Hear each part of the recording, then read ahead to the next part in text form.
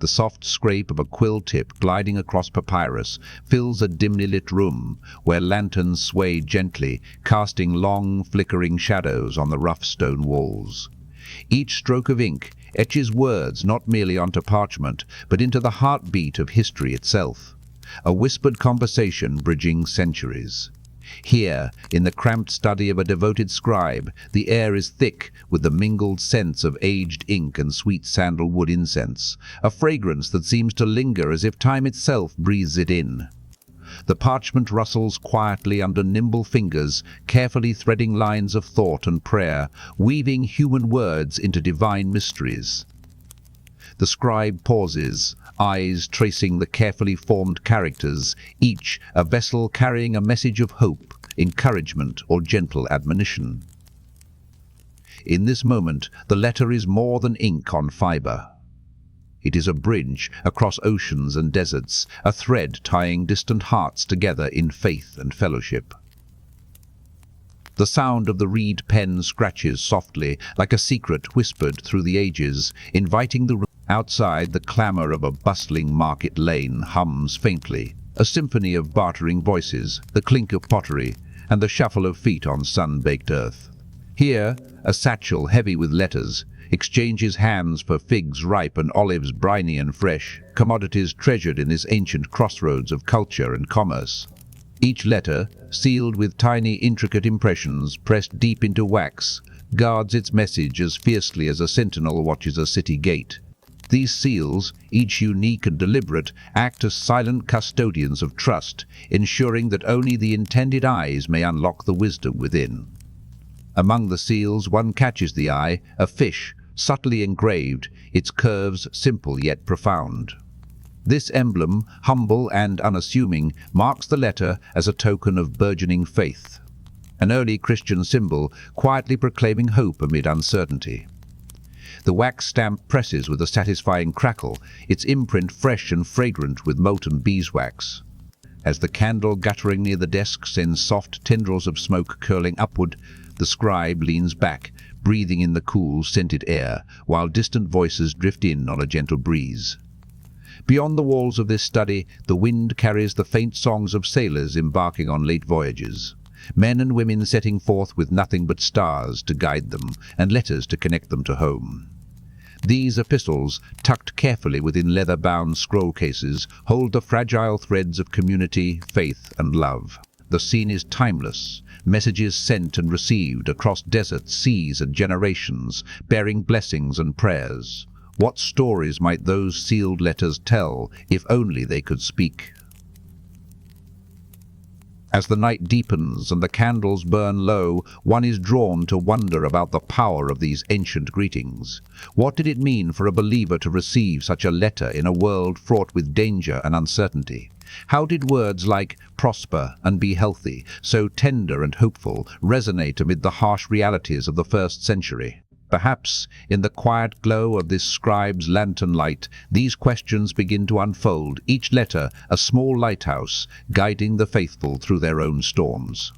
In the hum of the night, with only the gentle scratching of the reed pen for company, the timeless dance of words and faith continues.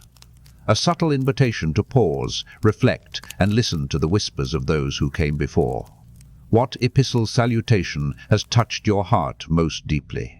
How do these ancient greetings echo in your own journey today?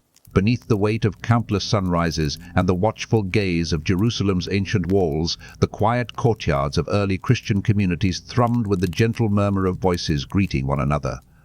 These were not mere hellos or casual exchanges, but layered threads in a tapestry of legacy, woven with care and reverence.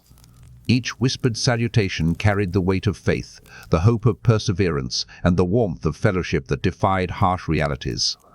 As morning light spilled softly over well-worn stones, the air itself seemed alive with stories. Stories held in the hands that reached out, in the eyes that met across the dusty paths. Scattered among these living moments were the fragile remnants of the past old clay jars, their surfaces cracked and faded, tucked away in cool, shadowed rooms. Within these vessels lay parchments as delicate as autumn leaves, preserved against time's relentless march. Some scholars suggest these jars were early archives, safeguarding precious letters from moisture and decay, a testament to the reverence held for the word. Imagine the careful hands that slid these scrolls inside, sealing away not just ink and fiber, but prayers and promises destined to inspire generations. Outside the city, beneath siege-scarred ramparts heavy with history's scars, quiet acts of worship unfolded in secret.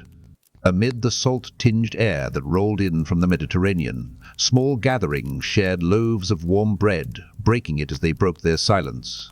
Stories and faith woven together in the fabric of daily life. Here, too, messages traveled, carried on the backs of trusted couriers or hidden within the folds of garments. Each letter was a lifeline, a spark in dark times, echoing Isaiah's vision of restoration amid ruin. The morning sun glinted off gilded mosaics in nearby homes and places of worship, each tiny tile reflecting a story cast in stone. These mosaics, vibrant yet steadfast, mirrored the epistles themselves, small pieces forming a grand, enduring picture of hope and instruction. Along the cobbled roads, shadows stretched long and thin, shaped like letters themselves, as if the very streets danced to mimic the silent language of the written word.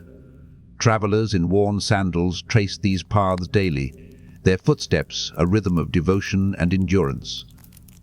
As evening descended, the aroma of baking bread mingled with the cool night air. Families gathered, sharing not only food, but the stories carried in letters from distant friends and fellow believers.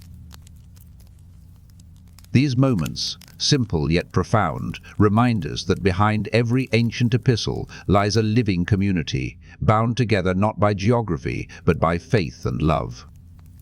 What might it have felt like to receive a letter that carried such connection and reassurance? How do you experience the warmth of shared stories in your own community today? In these quiet courtyards and bustling markets, beneath the hum of whispered greetings and the weight of history, the letters of faith endured, silent witnesses to a people's unyielding hope. They beckon us still to listen closely to the echoes of those who walked before, inviting us to carry forward their legacy with our own words and deeds. As midnight drapes its velvet cloak over ancient lands, the stillness is pierced softly by the rising swell of choral chants. Voices lifted in harmony that seem to carry the very breath of the epistles into the night air.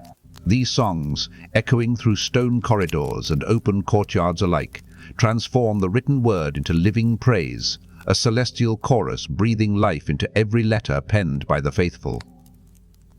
In this sacred soundscape, the heartbeat of ancient secrets pulses steady, calling forth reflections on faith's enduring power through the ages.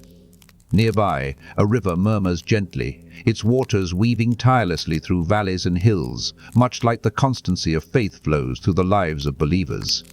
The ripple of water over smooth stones mirrors the quiet persistence of hope, each droplet a testament to life's renewal and the promises tucked within sacred texts. Some scholars liken this to the image of living water in Scripture, an ever-flowing source of spiritual sustenance that transcends time and circumstance.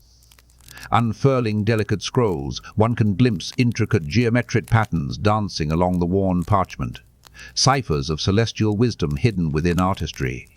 These designs, painstakingly crafted, were not mere decoration, but visual echoes of divine order and mystery.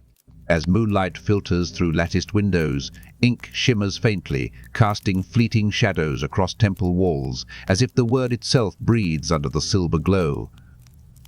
This interplay of light and darkness invites contemplation on the divine truth, shining quietly in a world often veiled by uncertainty.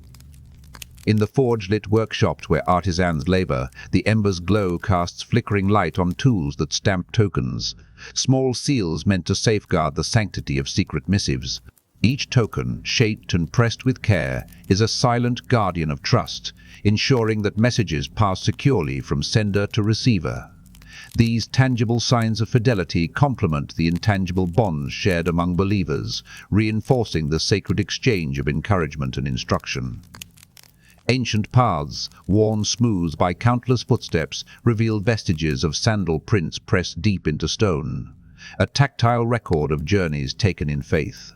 Along these routes, cedar oil vials, treasured for their fragrant preservation, were traded discreetly, their scents a fragrant cloak protecting the message's sanctity.